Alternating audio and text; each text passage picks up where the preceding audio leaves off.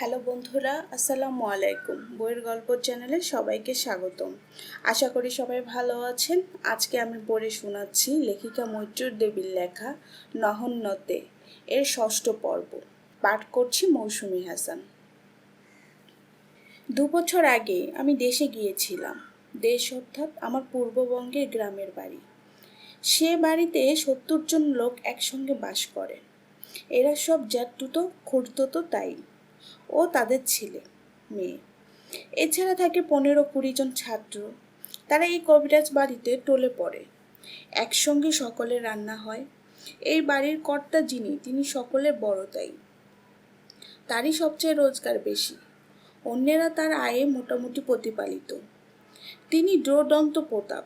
তার 2টি স্ত্রী, বড় ছেলে হয়নি, তাই তিনি আবার বিয়ে করেছেন। এই কাজটির জন্য মা কাকা এরা তার প্রতি খুবই বিমুখ। কিন্তু বাড়িতে অনেকেই আছে যারা বিমুখ নয়, বা হলেও বলবার সাহস নেই, কারণ তিনিই প্রতিপালক। পূজার সময় আমরা 2-4 দিনের জন্য বেড়াতে গিয়েছি। আমরা কলকাতায় থাকি। আমার বাবা খ্যাতিমান, বিত্তমান, তাই আমাদের খুব আদর। পূর্ববঙ্গের এই রকম বধিষ্ণু গৃহস্থ পরিবারের পুজোর আয়োজন বিরাট। কতদিন থেকে প্রতিমা তৈরি হচ্ছে, চণ্ডী মণ্ডপে নাড়ু বানানো হচ্ছে, খই ভাজা হচ্ছে, তিল কোঠা হচ্ছে। গ্রামের জীবন বেশি দেখিনি, তাই আমি খুবই উৎসাহিত, এবং আমাদের সম্পর্কিত ভাই বোনেরাও গর্বিত ও আনন্দিত। সিল্কের শাড়ি আর মখমলের চটি পরা একটি শহরে ভগ্নি পেয়ে। যদিও দ্বিতীয় দিনই মখমলের চটি খুলে ফেলে আমি ওদের দলে ভিড়ে গিয়েছি। আমাদেরও বিরাট দল হয়েছে। আমরা ঘুরে ঘুরে বেড়াই। নৌকার দুধারে বাঁশবন, কোথাও বা বড় বড় বট অশ্বত্থের নিচু ডালগুলো লম্বা লম্বা জটার আঙ্গুল দিয়ে জল ছুঁয়ে থাকে। আমি যদিও এই প্রথম বাড়িতে পুজো দেখছি এবং পূজার সম্বন্ধে কিছুই জানি না, তবু পূজার আয়োজন আমার খুব ভালো লাগছে। দিনগুলোকে যেন অলংকার পরানো হচ্ছে। কত রকম খুঁটিনাটি উৎসবের আয়োজন। আনন্দময়ীর আগমনে আনন্দ গিয়েছে দেশ ছেয়ে।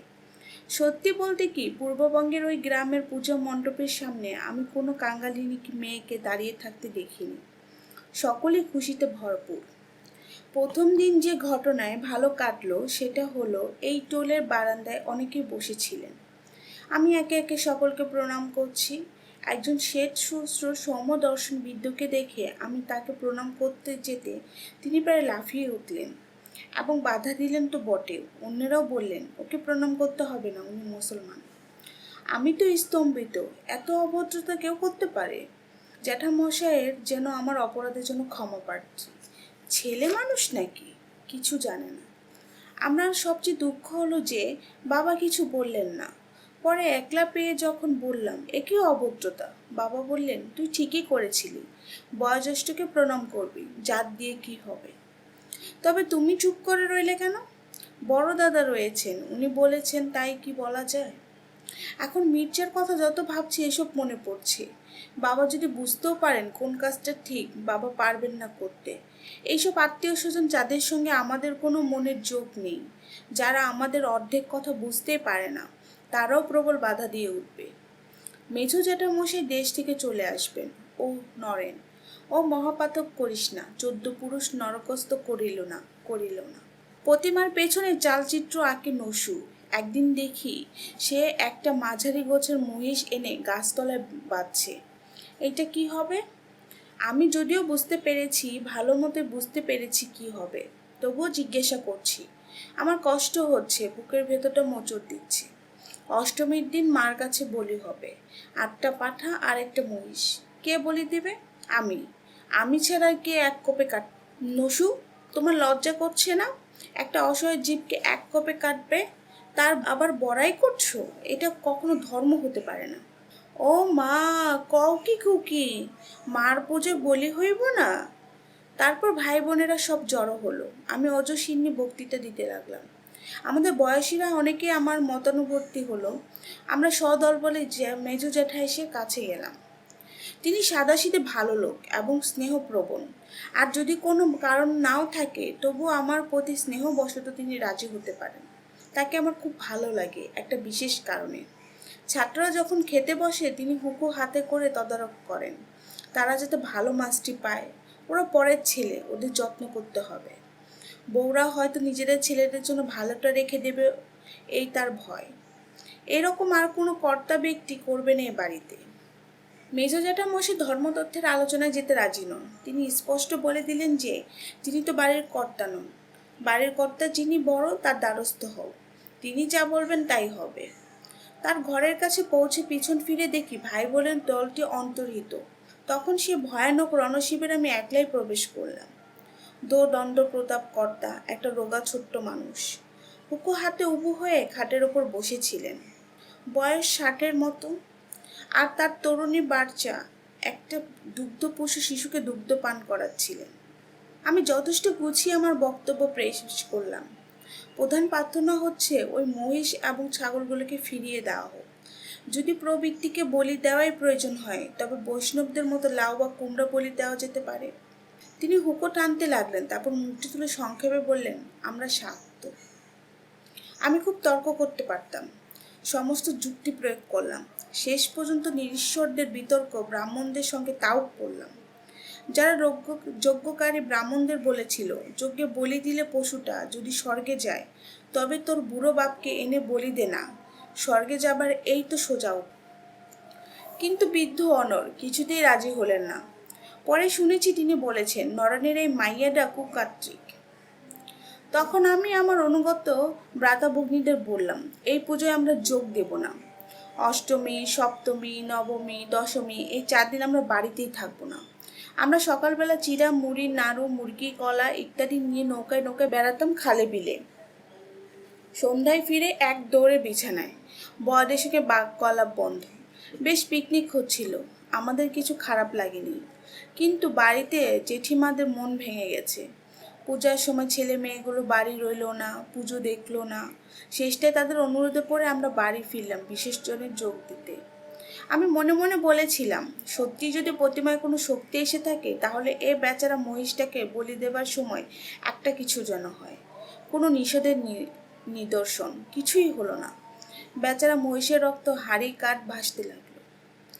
এই ব্যাপারে বাবা আমাকে স্বাধীনতা দিলেন, বকলেন না। আমি যে নিজে নিজে একটা কিছু করতে পারছি, মনের জোর দেখাচ্ছি, তাতে উনি খুশি। সরোজিনী নাইডু হবার প্রথম পদক্ষেপ হয়তো। কিন্তু মির্জার ব্যাপারে এই সমর্থন পাবো? না না, কখনো নয়। আর আমি কি এই জোর দেখাতে পারবো? তাও নয়।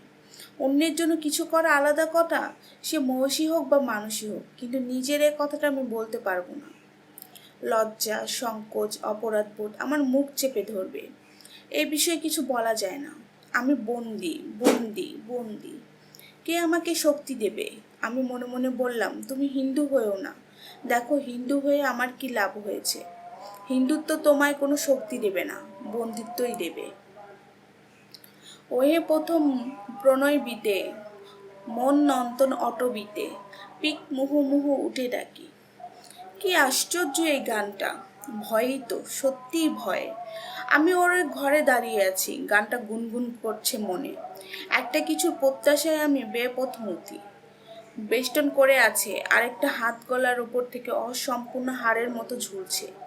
ওর মুখ আমার কানের কাছে, গালের ওপরে ও আমার কানে ফিসফিস করে বলছে, বোধহয় ওদের ভাষায়, আমি তার অর্থ বুঝতে পারছি না। মির্জা, আমার ভয় করছে, বড় ভয় করছে। কিসের ভয়? তোমার কিসের ভয়? আমি কাঁপছি, আমি জানি এখন কি হবে। হাঙ্গার বইটাতে যা আছে তা হবে। ও আমাকে চেয়ারটাতে বসিয়ে দিয়েছে। আমার শরীর নিস্পন্দন। এখন দুপুরবেলা, সারা বাড়িতে আলস্য জড়িত হয়ে পড়ে আছে। আমি নিচে এসেছিলাম চিঠির বাক্সে চিঠি খুঁজতে। আমি মনে মনে ভাবছি উঠে চলে যাই, কিন্তু ওর গলা বেষ্টন করে আছে, হাতটা সরিয়ে নেবার শক্তি নেই। আর আমার অনাবৃত বুকের ওপর ও তার মুখ রাখছে। আমার শরীর শিথিল, আমার কিছু করবার ক্ষমতা নেই। ওর চুলের সুগন্ধে আমার নিঃশ্বাস ভরে আছে। ও কি যেন বলছে অস্পষ্টভাবে, বোধহয় গডেস গডেস। আমি বলছি, আমার পাপ হচ্ছে মির্জা, পাপ হচ্ছে। কয়েকটি মুহূর্ত মাত্র, একটা শব্দ। কে দরজা খুললো? ও আমায় ছেড়ে দিয়ে সরে গেল। আমি সোজা হয়ে বসে আছি। আমার বিশস্ত্র আঁচল ঠিক করে নিয়েছি। 3-4 মিনিট সময়ও হবে না। এর মধ্যে যেন পৃথিবীটা আমার কাছে বদলে গেছে। আমার জীবনে যে এমন একটা ঘটনা ঘটতে পারে তা ভাবতেই পারিনি। আমি মুখে বলছি পাপ হবে, কিন্তু পাপ বোধ তো নেই, কোনো অনুশোচনাও নেই। ও আমার চুলগুলো কানের উপর দিয়ে উঠিয়ে দিল। আমি বলছি তোমায় অমৃতা, কোনো পাপ হবে না। এ তো ভালোবাসার পাপ। কেন হবে? ভালোবাসা দিয়েছে কে আমাদের? ঈশ্বর। ভালোবাসা ঈশ্বর। ঝড়ু উঠানে নেমে এসেছে, রান্নাঘরে ঢুকছে, কিন্তু দেখতে পাইনি আমরা এখানে অন্তত 1 হাত দূরে বসে আছি। আমি নির্বিকার। ওকে ডেকে বললাম, ঝড়ু চা কর। আচ্ছা এই যে, আমি মিথ্যা আচরণ করলাম, এটা অন্যায়। যদি দণ্ড সহিত হয় তবু মিথ্যা বাক্য নয়। এ তো মিথ্যা আচরণ নয় কি? কিন্তু এ কথা মির্জাকে তো বলে লাভ নেই। ভালোই তো যে ও পাপ মনে করে না। ও যদি পাপ মনে করে দূরে চলে যেত, লাভটা কি হতো আমার? তাহলেই তো ওকে আর আমি পেতামই না। আমি ওকে চাই। ওর দিকে তাকিয়ে দেখছি ও ঠোঁট চেপে আছে, ওর হাত একটু কাঁপছে। ওকে অধীর মনে হচ্ছে। ও ধৈর্য হারিয়েছে কেন? আমি পাপের কথা বলছি বলে ও রাগ করলো নাকি? আমার মনে হচ্ছে ওর কাছে গিয়ে গলা ঝরিয়ে তোতে, কিন্তু সে তো অসম্ভব। জোরু উঠে পড়েছে না। আমার অন্য মন এখন ভ্রুকুটি করছে। সে বলছে, না না, এখানে আর এক মুহূর্ত ঠেকো না, পালাও পালাও, এক্ষুনি ওর কাছ থেকে চলে যাও। আমি উঠে পড়লাম, ওর দিকে আর তাকালামই না। অস্থির প্রায় দ্রুত উপরে উঠে গেলাম। সেদিন রাত্রে আমার ঘুম আসে না। অনেকক্ষণ পর্যন্ত ওর স্পর্শটা আমার গায়ে লেগে রইল। এরকম একটা অভিজ্ঞতা চেপে রেখে সুস্থ থাকা মুশকিল। আমি কিছু গোপন করতে অভ্যস্ত নই। তাই কি ভেতরে এত অধীর? না অন্য কোনো প্রত্যাশা আছে? কি প্রত্যাশা থাকতে পারে? আমার নিজের চোখ নিজের দিকে তাকিয়ে আছে, যেন এক অজ্ঞাত গুহার অন্ধকার সেই দিকে ফেরানো। সে চোখ বিরক্ত ও অনুসন্ধিৎসু। আমি আজ মাটিতে মাদুরে শুয়ে আছি, ঠান্ডা পাথরের মাটিতে গড়িয়ে গড়িয়ে ভাবছি, আচ্ছা এই অভিজ্ঞতা আমি কবিতায় লিখতে পারি? ওরে বাবা, কি হয় তাহলে? বাবা মার চেয়েও আরেকজন বেশি ভয় পায়, সজনীকান্ত দাস। সে ব্যক্তিকে আমি দেখিনি, কিন্তু তার শনিবারের চিঠি, ওরে বাবা, ছেলেদের কলেজে কবিতা পড়ি বলে আমাকে বকুল বনের পাখি বলে ইঙ্গিত করে কত কী সব লিখেছে। এই ঘটনার আভাস পেলে আমাকে শায়েস্তা করে দেবে। নিশ্চয়ই অনেক লোকই এসব বিষয় লিখেছে, এমন তো হতেই পারে না শুধু আমারই মন এত বিস্ময়ে ভরে গেছে। তবে আমার আর লেখার দরকার কি? করি ও কোমলে একটা কবিতা আছে, ওটা ভালো নয়, আমি ওটা পড়ি না, চাপা দিয়ে রাখি। এমন একটা কবিতা যেন কবি মহাকবি লিখতে গেলেন। আমার সেই 2-3 মিনিট সময়টা ভাবতে লাগে। আবার ভয় করছে, আমি আচ্ছন্ন হয়ে যাচ্ছি। আমি জানি না এই অনুভূতির উৎস কোথায়, শরীরে না মনে। আর একজন আমার প্রিয় কবির কবিতা মনে পড়ছে, works are but lots of chain in my flight of fire, I plant, I sink, I expire. আমি ভাবছি flight of fire, flight of fire. আমার মাথার মধ্যে ঘুরপাক খাচ্ছে এই কথাটা। আমি ডুবে যাচ্ছি, ডুবে যাচ্ছি। আমার মাদুরটা পালকের বিছানা হয়ে যাচ্ছে। কাকার বিয়ের জিনিসপত্র কিনে ঢুকছি ও ঘরের দরজার সামনে। আমায় দেখেও আমার হাত থেকে জিনিসগুলো নিয়ে নিল। আমার ভার লাগুক হলো। এগুলো ওদের দেশের নিয়ম। এই নিয়ম ভালো। আর কাকাকে দেখো না, আমার ঘাড়ে সব জিনিস চাপিয়ে তত্তর করে চলে গেল সিঁড়ি বেয়ে। আর পোকা, আমি যদি ইটও বয়ে নিয়ে যাই, এগিয়ে আসবে না সাহায্য করতে। মেয়েরা ঘরে ঢুকলে ও উঠে দাঁড়ায়, না বসা পর্যন্ত বসে না, পর্দা তুলে ধরে দাঁড়িয়ে থাকে। এইসব ইউরোপীয়দের আদব কায়দা। আমাদের বাড়ির মেয়েরা এসব খুব পছন্দ করে। এমন কি যে মাসি আমার বকেছিলেন সাহেব ছোড়াটার সঙ্গে হি হি করছি বলে। তিনিও সেদিন মাকে বলছেন, মেজদি, এই সাহেব ছেলেটি কিন্তু খুব ভালো। কি সুন্দর ডাল ভাত হাত দিয়ে চেটেপুটে খেয়ে নিল। কে বলবে সাহেব, ঠিক যেন আমাদের ঘরের ছেলে। আমার খুব হাসি পাচ্ছে। আমার সঙ্গে হাসছিল বলে ছোড়াটা ছিল, আর হাত দিয়ে ভাত খেলো বলে ছেলেটি হয়ে গেল। আমার মা বললেন, অমন ছেলে হয়, যেমন পড়াশোনায় ভালো তেমনি ভদ্র। মা বলে যখন ডাকে এত মিষ্টি লাগে। শান্তি বলল, আর 2টি পাঞ্জাবি পরলে গৌরাঙ্গ মনে হয়। কাকার বিয়েতে ও দেশ থেকে অনেক সুন্দর সুন্দর জিনিস এনে দিয়েছে কাকিমার জন্য। নানা রকম খেলনা, কাঠের ওপর পোকারের কাজ করা, জর্জেটের ওপর এমব্রয়ডারি করা ড্রেসিং টেবিল সেট, রুমাল, কত কি জিনিসগুলো কি সুন্দর। আমার মন বেশ খারাপ হয়ে গেছে। ওদের বিয়ে হচ্ছে, দেবেই তো, আমাকে কিছু দিতে পারতো। একটা রুমালও দিল না। আমাকেও কিছুই দেয় না, না না বই দেয়। আমাকে দু বলুম গোটের জীবনী দিয়েছে। যেদিন ভূমিকম্প হলো তার পরের দিন। মির্জা এখানে আসার স্থান, কাল ও অস্তিত্বের একমাত্র নিদর্শন। ওই অসীমকাল সমুদ্রে একটি ক্ষুদ্র দিক নির্দেশন, ওই বই দুখানি আমার কাছে এখনো, অর্থাৎ 1972 সালেও আছে। ভূমিকম্পের রাতটা ভারী সুন্দর। গভীর রাত্রে ভূমিকম্প হলো, আমরা সবাই নিচে নেমে এলাম। কিছুক্ষণ বাইরে রাস্তায় দাঁড়িয়ে ভেতরে উঠানে সিঁড়ির উপরে বসলাম। মির্জা কফি বানালো। কি আশ্চর্য সুন্দর সেই তারা ভরা রাত! অত রাত্রে আমি আর কোনোদিন দেখিনি, আগেও না পরেও না। তাই সে রাতটা দীর্ঘক্ষণ পর্যন্ত একটা মৃদু সুগন্ধের মন ছেয়েছিল। রাতের একটা নিজস্ব রূপ আছে, আর মানুষের চোখেও তা একটা বিশেষ দৃষ্টি দিল নিশ্চয়ই। এত রাত্রে আমি যে ওকে দেখলাম, সেই সুখটা ও স্থায়িত্ব করে নিল পরের দিন ওই বইখানা দিয়ে। তাতে আমার নাম লিখে ও লিখলো, as a token of friendship after the earthquake of 28 July 1930। ও বললে ওদের দেশের নিয়ম, ভূমিকম্পের পরে বন্ধুকে কিছু উপহার দিতে হয়। মির্জা আমার কাছে গেটের জীবন সম্বন্ধে অনেক কথা বলেছিল, বইটা থেকেও শুনিয়েছিল। সেই যে কবি যিনি আলো চেয়েছিলেন, আলো, আরও আলো। আমি বুঝতে পেরেছিলাম এই সত্যিকারের আলোর কথা নয়, অর্থাৎ তার মৃত্যু আচ্ছন্ন চোখে সূর্যের আলোর প্রত্যাশাই নয়। এ হচ্ছে প্রতীক দিয়ে বলা, যেমন জ্ঞানের প্রতীক, বুদ্ধির প্রতীক। আমাদের কবিও লিখেছেন, কোথায় আলো, কোথায় ওরে আলো, বিরহ নলে জালো রে আর তারে জালো। বিরহ নলে, বিরহ নলে আলো জ্বালিয়ে লাভটা কি? মিলনে কি আলো জ্বলে না? সব কাব্যে, সব দেশের কাব্যে খালি বিরহের জয়গান। কেন? বিরহ কি? যদি মির্জা চলে যায় তাহলে আমার যে কষ্ট হবে সেটাই বিরহ? কি ভয়ানক! ও যখন নিচে আছে আমি উপরে, তখনই আমার কষ্ট হয়। আর একেবারে চলে গেলে, তাই নিয়ে আমার আলো জ্বালানো, সে গাঢ় অন্ধকার আমি কল্পনাও করতে পারি না। ওই কষ্ট পেয়ে তো মেঘদূতের যক্ষ বেচারা বিরহের আলো নিভিয়ে দিয়ে মিলনের স্বর্গের কথা ভেবেছিল।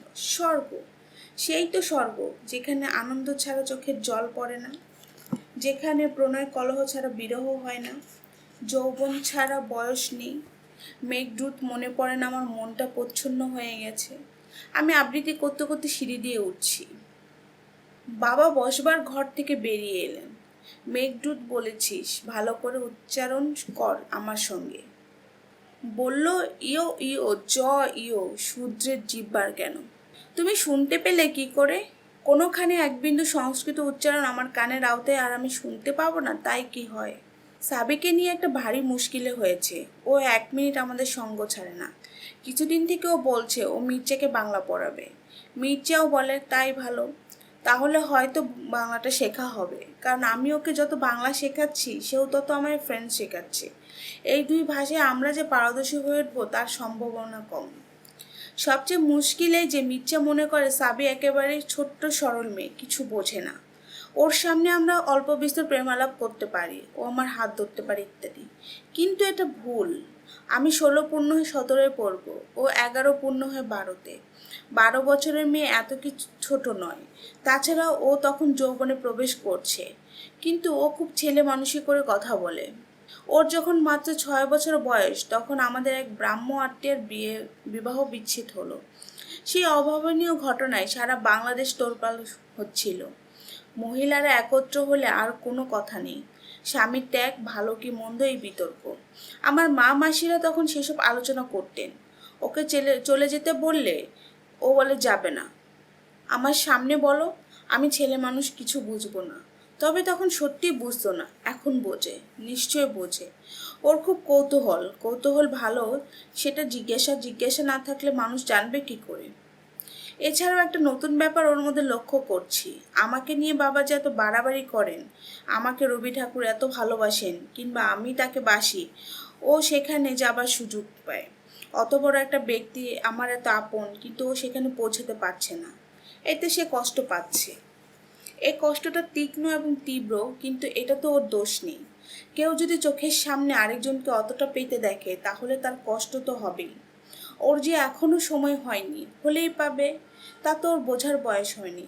ও ঠোঁট ফোলাচ্ছে, কাঁদছে, দিদিকে সবাই ভালোবাসে, আমাকে কেউ ভালোবাসে না।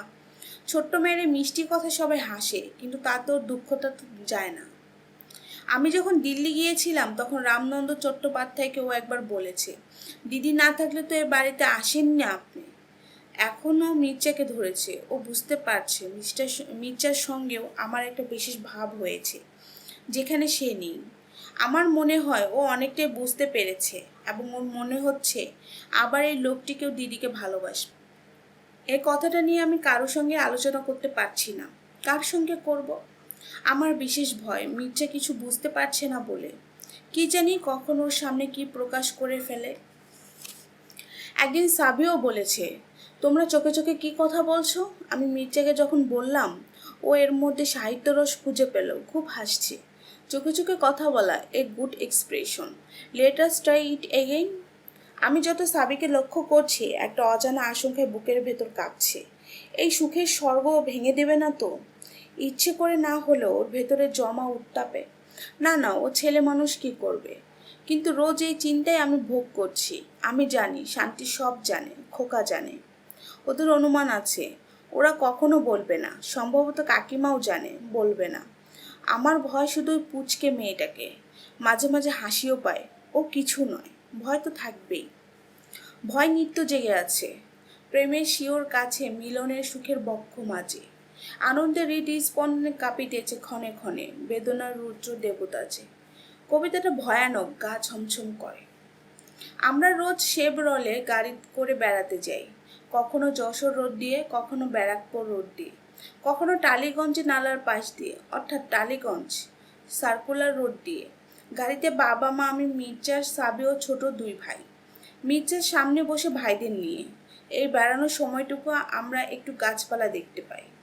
আমার খুব ইচ্ছা করে ওর সঙ্গে একলা বেড়াই, গাছপালার মধ্যে, জ্যোৎস্নায় বা অন্ধকারে তারার আলোতে। বইতে তো কত রকম পড়েছি, সেরকম আমাদের কখনো হবে না। কি করে হবে? প্রফুল্ল ঘোষ ছিলেন ইংরেজির অধ্যাপক। তিনি ভালো শেক্সপিয়র পড়ান। বাবা মাঝে মাঝে তাকে ধরে আনতেন, এলেই তিনি শেক্সপিয়র শোনাতেন। একবার তাকে নিয়ন্ত্রণ করে এসেছেন, রাত্রে খাবেন, ও শেক্সপিয়র পড়বেন। তারপর আমরা বসে আছি, আসেনি না আসেনি না। যখন আমরা অধীর হয়ে উঠেছি, ঘুম পাচ্ছে, রাগ হচ্ছে, তখন তিনি এলেন। খাওয়া দাওয়া হলো, পুরো সব খেলেন। তারপর মুখ ধুতে ধুতে বললেন, দেখুন, আজ প্রফেসর উপযুক্ত কাজ করেছি। আমি নিমন্ত্রণের কথা একেবারে ভুলে গিয়েছিলাম। খেয়ে দিয়ে মুখ ধুতে ধুতে মনে পড়লো, ও আজ নিমন্ত্রণ। এই যেন সেই রকম ননদ ভাজের গল্প। ননদার বউ গেছেন নদীতে বাসন ধুতে, ননদকে কুমিরে নিয়ে গেল, বউ বাড়ি এসে সে কথা ভুলে গেল, কাউকে বললো না। খাওয়া দাওয়া করে আবার যখন ঘাটে গেছে তখন মনে পড়ছে। শাশুড়িকে ডেকে বলে, ভালো কথা মনে হলো, আচাতে আচাতে। ঠাকুরজিকে নিয়ে গেল নাচাতে নাচাতে। ভদ্রলোক বিশাল বপু নিয়ে ঝেঁকে ঝেঁকে ছড়া বলেছিলেন। আমারও সেই রকম হলো। সেদিন উনি আমাদের মার্চেন্ট অফ ভেনিস শুনিয়েছিলেন। সেখানে সে বর্ণনা করতে আছে জেসিকো আর লরেঞ্চো পোর্সিয়ার বাড়ির বাগানে বেরোচ্ছে। লরেঞ্চো বলছেন, the moon shines bright in such a night as this sweet wind did gently kiss the trees. ঘর ভরা লোক। আমরা শেক্সপিয়ারে শুনছি, মির্জা আর আমি পরস্পরের দিকে তাকাচ্ছি। একঘর লোকের মধ্যেও অবশ্য একলা হওয়া যায়, কিন্তু তার চেয়ে আরও ভালো সত্যি একলা হওয়া। আমি ঘুরিয়ে ঘুরিয়ে ওই লাইনগুলো মনে করতাম। আমরা কি কোনোদিন একলা বেড়াতে পারবো? হয়তো কোনো জ্যোৎস্না রাতে বা জোনাকি জলা সন্ধ্যায় আমরা হেঁটে বেড়াতে একটু দূরে গিয়েছি। সাবি সঙ্গ ছাড়ে না। In such a night as this, পাশাপাশি থেকেও বিরহ হচ্ছে। আমরা দূরে দূরে থেকেও মিলন হয়। এক এক সময় যে ওই সামনের সিটে বসে আছে, তাতেই আমার মন ভরে যায় আনন্দে। পাঞ্জাবি রেখার ওপর ওর গলার লাইনটা দেখা যাচ্ছে। ওই যে তাকিয়ে আছে, আমার শরীর শিহরিত হয়। আমি ভাবি আর কিছু দরকার নেই, ও দূরে থাকুক, দূরে থাকুক। ওকে একটু দেখলেই আমার যথেষ্ট হবে এক এক দিন। আমি মনে মনে প্রার্থনা করতাম ও যেন গাড়ি থেকে আগে না নামে, তাহলে আমি নামবার সময় ওর গলাটা একটু ছুঁয়ে দিতে পারি। কিন্তু তা কি হয়? ও তো গাড়ি থেকে সবার আগে নামবে, তারপর হাত ধরে ধরে সকলকে নামাবে। এটাই তো ওদের নিয়ম। ওকে কিন্তু আমি এসব কথা কখনো বলিনি। আমাকে কতটা ভালোবাসি তাও বলিনি, কারণ এখনো আমি নিশ্চিত নয় এই ব্যাপারটা নিয়ে, এটা ভালোবাসা কিনা। আর তাছাড়া তাহলেও নিশ্চিন্ত হয়ে যাবে, ওর ঈর্ষাটা চলে যাবে। যেমন আমার ঈর্ষা নেই। ওর ঈর্ষাটাই আমার সবচেয়ে বেশি ভালো লাগে। তাই আমি ইচ্ছে করেই এমন সব কাণ্ড করি যাতে ওর ঈর্ষা হয়। যেমন সেদিন লেখক বাবু ওর ঘরে বসেছিলেন, আমি তার সঙ্গে খুব গল্প জুড়ে দিলাম। দু চারটি ইংরেজি কথা বলে বাংলাতে গল্প করলাম। কেন, আমরা বাঙালি না? উনি আছেন বলে সবসময় ইংরেজিতে বলতে হবে নাকি?